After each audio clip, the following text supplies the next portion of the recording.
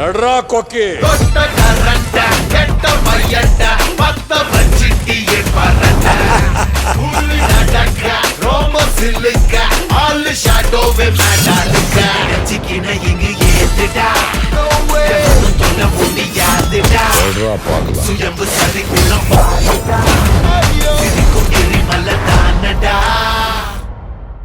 உமா உங்ககிட்ட பேசி புரிய வச்சிருக்கணும். அதை விட்டது ஏன் தப்புதான். இனிமே நான் விட மாட்டேன்டா. உனக்கு இனிமே இந்த அண்ணன் இருக்கங்கிற நம்பிக்கையோடையும் நிம்மதியோடையும் நீ தூங்குடா தம்பி.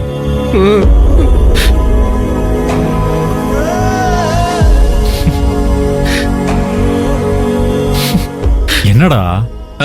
ஒண்ணு இல்லண்ணா, சின்ன வயசுல நம்ம 2 பேரும் இதே இடத்துல எவ்வளவு சந்தோஷமா ஜாலியா விளையாடிட்டு இருந்தோம். அதெல்லாம் இப்ப ஞாபகத்துக்கு வருதுன்னு என் மனசுக்கு ரொம்ப சந்தோஷமா இருக்கு. அதான என்ன மீறி சிரிப்பா வருது.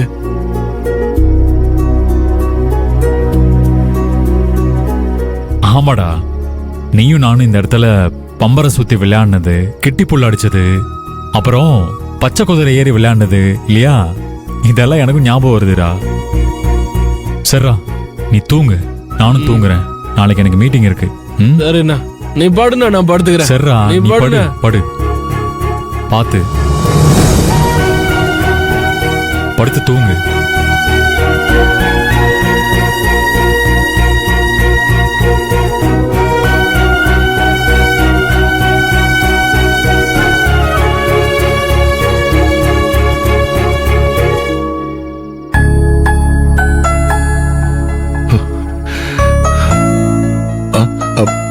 வாமா அதுர.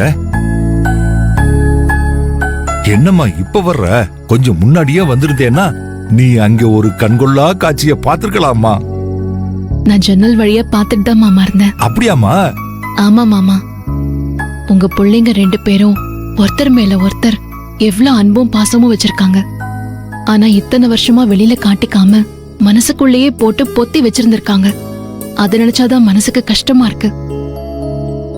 ஆனா நல்ல வேளை இப்பவாது இவங்க 2 பேரும் ஒருத்தர் புரிஞ்சுக்கிட்டு மனசுல இருக்கிற பாசத்தை வெளிப்படையா காட்டி ஒண்ணு சேர்ந்துட்டாங்கன்னு நினைக்கும் போது அந்த கஷ்டமெல்லாம் மறைஞ்சு போய் மனசுக்கு ரொம்ப ரொம்ப சந்தோஷமா இருக்கு மாமா. ஆமாம்மா, சத்யா கழுத்துல கார்த்தி தாலி கட்டினதுனால பிரபுவுக்கும் கார்த்திக்குக்கும் நடுவுல பெரிய பிரச்சனை நடந்து நம்ம குடும்பமே 2ஆ உடைஞ்சு போயிடுமோன்னு நான் ரொம்ப பயந்துகிட்டு இருந்தேம்மா. ஆனா அந்த பொண்ணு சத்யா கார்த்திய வெறுக்கிறதுனாலையும் பிரபுவை அவமானப்படுத்துறதுனாலையும் அத ஒருத்தருக்கு ஒருத்தர் புரிஞ்சுக்கிட்டு அண்ணனும் தம்பியும் ஒன்னா சேர்ந்துட்டாங்க. எனக்கு ரொம்ப சந்தோஷமா இருக்குமா. எது எப்படியோமா, அந்த பொண்ணு சத்யா நம்ம வீட்டுக்கு வந்த நேரம் சண்டை போட்டுக்கிட்டு இருந்த பிரபுவும் கார்த்தியும் ஒன்னா சேர்ந்துட்டாங்க.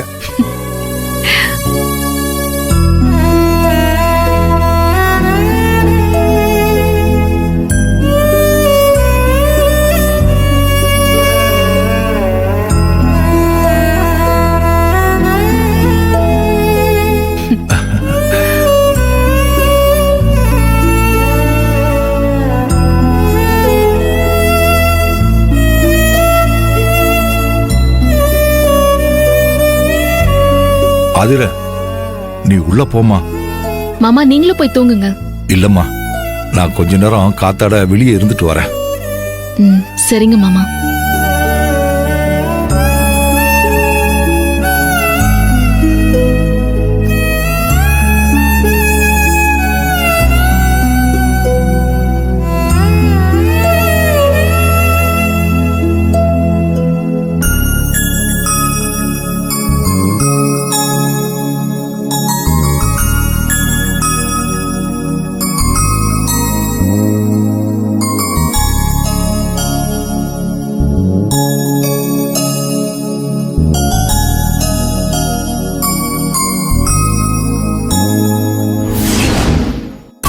அதுர வாங்க பாட்டி.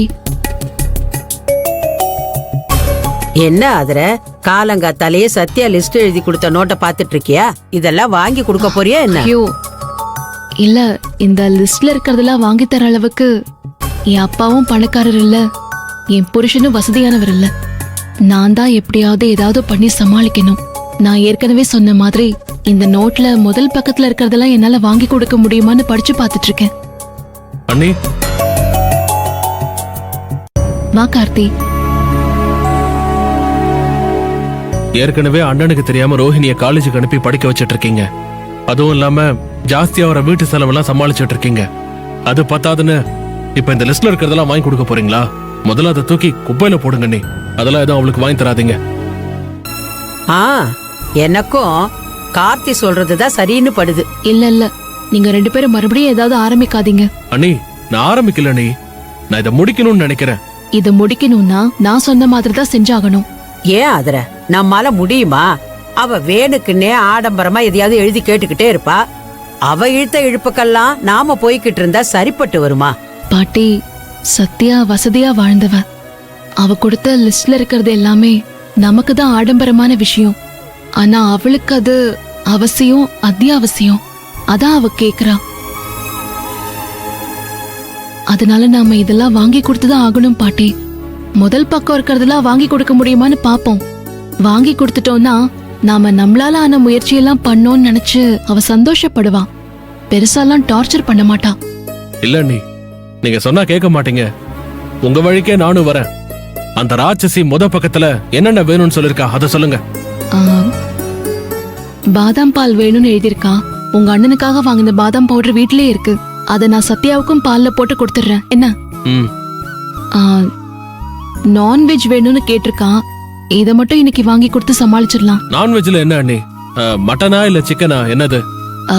மட்டன், சிக்கன், ஃபிஷ், ப்ரான் எழுதியிருக்கா. ஏன் ஆதர, மட்டன், ஃபிஷ், பிரான் என்னென்னமோ சொல்றீங்க.